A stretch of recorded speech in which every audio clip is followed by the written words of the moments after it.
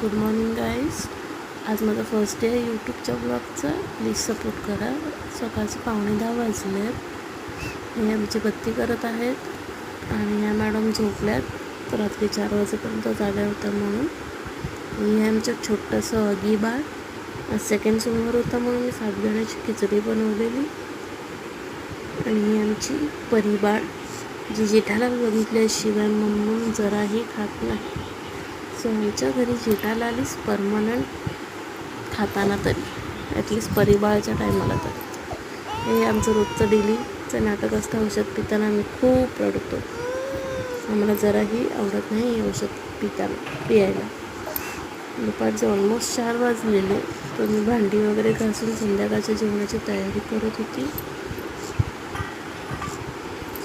एका साईडला कुकर वगैरे लावलेलं, एका साईडला परिबाळाचं मम्मम बनवायला ठेवलेलं.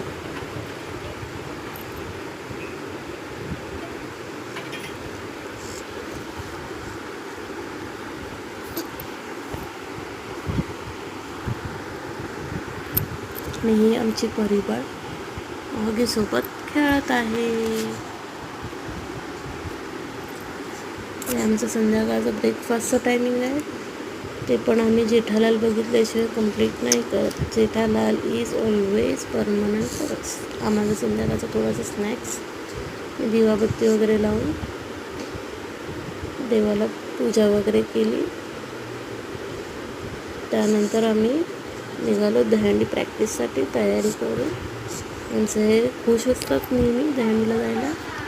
ही आहे आमची श्रावणी. जी लेट झाली म्हणून भडकत आली आणि तिच्या दादाला ओरडली.